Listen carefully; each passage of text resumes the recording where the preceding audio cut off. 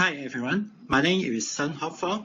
Today I'm glad to share my thoughts on leadership.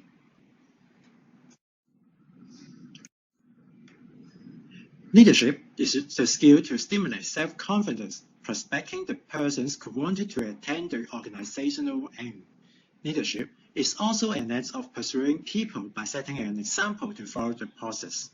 In leadership, the leader influences the group of people to attain a mutual aim, not just because his power or authority, but his personal influence. Leadership is also an act which causes other people to act or reply in a common cause. There are 10 roles which are being identified for the leadership roles, and the roles are as follows. First is the figurehead. The role of a figurehead are high-ranking managers, and they basically spend time engaging in ceremonial activities. For example, they entertain the clients or the customers, represent the organization to the outsiders. Second is a spokesperson. A spokesperson is generally the top-level managers, and they deal with the outside groups, outsiders, and the general public. The third is the negotiator. This response is also held by the manager, and they make a deal with other people for the resources. Next is the coach and motivator. They are the actual leaders take out their time for motivating, and they motivate the team member and therefore stimulate a large group of people in the company. Another is the team builder. It's one of the most important roles of a leader to build a real team and to group them together. Also, they are team player, and it is another important role of the leader to be a team player to stimulate the team and work as a whole. Also, a leader can be a technical problem solver. It's very important for a team leader to solve the problem of the team. It doesn't mean that they do everything in the team to solve the problem, but at least he can provide the instruction or the direction to lead the team and solve the technical problem. A leader can also be an entrepreneur because the leader can give some creative and innovative ideas to the organization. Of course, they are also a strategic planner. The leader will engage in the role of strategic planning of the organization, whereas the leaders make a plan for the betterment of the organization. Next, a leader is also an executor. The leader needs to execute the plan that has been implemented and planned by them. So we know what a leader do and how do they lead. Here is some leadership styles. There are different forms of leadership styles. First is the charismatic leadership. A charismatic leader is always visionary, as they offer a thrilling image of the organization and where the association is heading. They also possess masterful message skills, and they have also the skills to build up the trust. The charismatic leaders also make the group members feel capable of their worth, their meaning in the organization. This kind of leader can be compared with an entrepreneur because they are energetic and they serve as role models for different employees. Another style of leadership is transformational leadership. It is the one who carries optimistic and major variation in the association. Transformational leadership focuses on the organization and sees what the leader accomplishes. A transformational leader brings out major optimistic changes and moving the group members within their self-interest.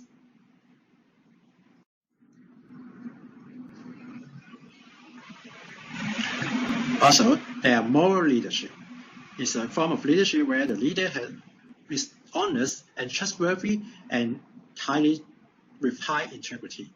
The leader has to treat everyone fairly and equally, and also have to develop a goal that is fair to everyone in the organization. Also, there is situational leadership. It signifies a way of thinking about leadership behavior with relative of the group members. The capable people require less weight than the less specific capable people. A situational leader has to look after the task by the group member, which is required to be finished in a given time and then implement it in the correct style. Also, there is some leaders called an empowering leadership. It means that the leader needs to empower its decision and let the employee do by thinking themselves. It will be good for the organization as well. Of course, you can see many creative leaders. Creative leadership means that the leaders have to create and give out the major inputs for the organization and make the organization successful. There is strategic leadership. In strategic leadership, the leaders need to create a strategy for the company and see the strategy is successful and be helpful for the organization. Also, there is global leadership. In global leadership, the leader needs to have the knowledge about different culture. There is diversity in different culture, and imply these cultural changes in every sector of the company, not just the human resources, but probably the marketing, the sales, the strategy planning, etc. The leadership traits that were developed by me are self-confidence. Self-confidence develops or improves one's own performance, and I have developed it where I can install confidence in the team and try to be optimistic and also be helpful with the team members. Also, I have the humility. It's another leadership I have developed. I'm humble, and this being humble allows me to help my team members and give full credit to the team, whereas we are successful in any work. And I've developed some motives as well. First is a strive and achievement motive. The motive that I've developed in this sector is trying to achieve the goals in my life and finding happiness whenever I achieve the goal, or rather my team achieve the goal under my leadership process, so I can continue to work and also my team can continue to succeed. And another motive is a strong work ethics. I developed it because being a leader, my responsibility for the team is to develop a strong work ethics so all of my team members work dedicatedly and nicely. I think there are also some characters for my leadership. I have developed some leadership characteristics, for example, the creativity. Being a leader, I should be creative. So I've worked very hard to be creative and try to give creative inputs in every work and also imply every goal seriously. Also, another characteristic that I've developed is far-sightedness, where I try to foresee the future, the trend of the market, etc., and try to implicate those new features in the organization to achieve success. I was a team member of a reputed organization, and in my team there are totally 6 members. My duty is to guide them while I'm taking this course.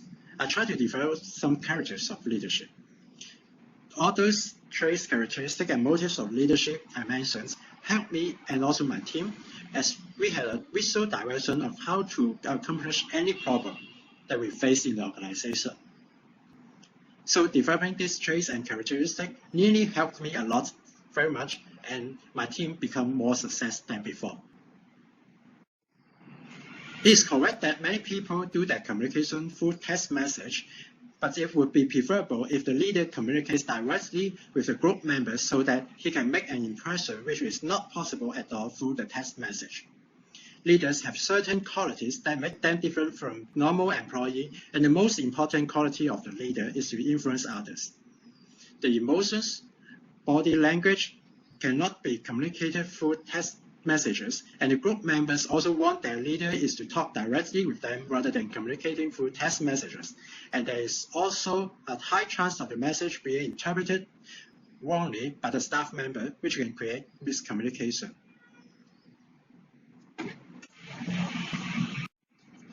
There was a team leader in our office who was very efficient in his work, but he lacked major characteristics of leadership.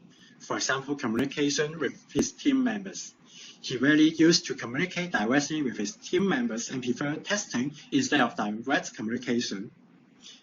It's not liked by the team members, and as they cannot directly communicate with the team leader and they can't tell their problem directly or easily.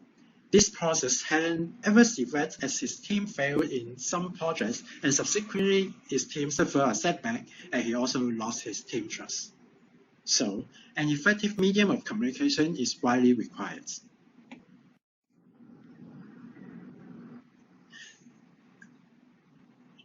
Well, next we'll talk about some charismatic skills. Dressing fashionably and expensively can make a personality of an individual appear more attractive.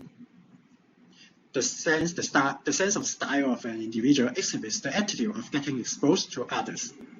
The leader who dresses out fashionably provides out a positive and energetic impression on the team members. But this alone cannot make an individual charismatic. Otherwise, all leaders are fashion model or designer. It's because there are characteristics such as communication, empathy, motivation skills, and inspirational attitudes that are necessary for characteristics. Therefore, one cannot be judged through only their dressing sense. In my workplace, there is a guy who is a team member who always dresses very nicely. Or we can say he is well dressed and he has an impressive attitude which he carries with himself and his team, had a positive impact on the team. They also feel nice about their leaders, but it's not always necessary that the leader should always be well dressed because his behavior with the team member was not very good. They were displeased with some of his performance in the team. So it's an example that a good dressing sense doesn't make a people a good charismatic leader. A contingency leader and charismatic leader are expected to have some opposite behavior pattern. As a charismatic leader is supposed to have a charming attitude concerned with her self-image, and the contingent one is supposed to have a friendly relationship among team members who drive the teams to go out with a job description and work more to complete the task assigned by the leader. Of course, it is possible that a contingent leader to be charismatic. A contingent leader can also drive the team with friendliness and charm like a charismatic leader. On the other hand, the charismatic leader may lead a charge like a contingent leader by inspiring team member. A contingent leader can be a charismatic leader, as my boss was very contingent on his team and he wanted to complete his work in time, but his approach was very friendly, not pushy at all. He always helped us in completing the work in time, and we feel very nice to work with him. There are some unethical behavior. First, in the cutthroat competition, the leaders may adopt various means for outdoing the competition. In many cases, the business executive have been charged with making some false statement or converting bad money into white money. There are some reasons for them to do and behave unethically, such as greed and materialism. Not stoppage from other people from doing unethical acts, and ignoring methods of achieving the goal. They probably have some sound knowledge of ethics, but their moral is quite low. There are many leaders who behave unethically, and I face such type of leaders in my real life, where he used all types of unethical behavior to be successful in his venture. He used to bribe his employees and other executive officials to finish the work in time, but this is not fair or legal. He also adopted unfair means which was not good at all. May not be illegal, but unethical, I would say. That's making some untrue statement or missing some important information to customers or to staff. To conclude, leadership is an innovative approach, and to be successful in any organization, the leaders should be innovative and invest on every single process. The leadership approach is very important for the success of the organization. A leader is the one who is followed by every people, and the organization is represented by the leader globally as well as in the cultural aspects. Thank you very much for this. And here are some list of references I've made. Thank you again for listening to my sharing, and it's my pleasure to study and learn with all of you. It's a really great class, and I hope my leadership skills can improve further with the class and also after the class. Thank you, and if you have any question, please feel free to raise up your question.